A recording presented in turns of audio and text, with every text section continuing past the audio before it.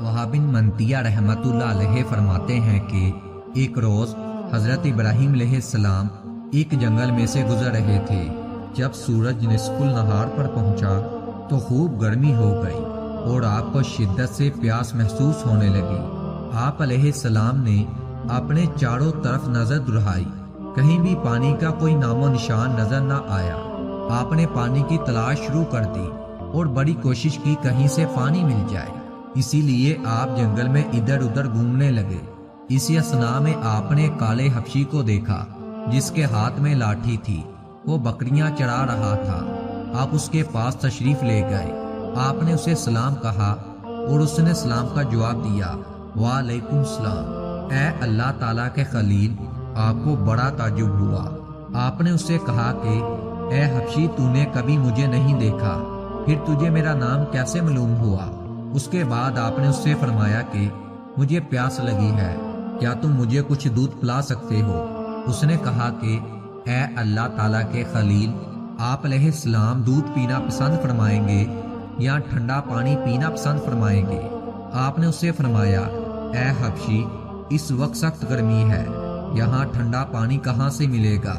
وہاں ایک پتھر پڑا ہوا تھا، اس حبشی نے اپنی لاٹھی اس پتھر پر ماری تو پتھر پھٹ گیا اور اللہ تعالیٰ کے حکم سے اس میں سے دودھ سے زیادہ صاف، شربت سے زیادہ لذیذ اور برف سے کہیں زیادہ ٹھنڈا پانی بہنا شروع ہو گیا۔ اس نے کہا، اے خلیل، اللہ تعالیٰ کی قدرت پر حیران مت ہو۔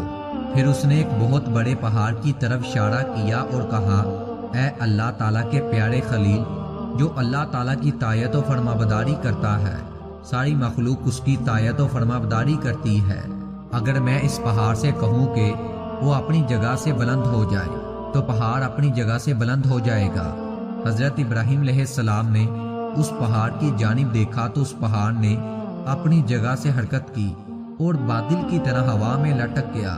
حضرت ابراہیم علیہ السلام اور زیادہ حیران ہو گئے اور تعجب کرنے لگے، کافی دیر تک حیرانگی کے ساتھ کبھی پہاڑ کو دیکھتے اور کبھی حبشی غلام کو۔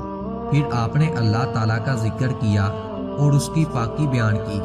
اتنے میں حضرت جبرائیل علیہ السلام آپ کے پاس آئے اور کہا، اے ابراہیم علیہ السلام، آپ کس بات پر اتنے حیران ہو رہے ہیں؟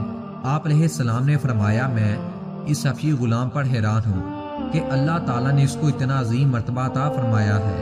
اے ابراہیم علیہ السلام، یہ حقیر سا غلام اگرچہ بہت کم قیمت پر خریدا گیا ہے، مگر اللہ تعالیٰ کی بارگاہ میں اس کا مقام و مرتبہ اور قیمت بہت زیادہ بلند ہے۔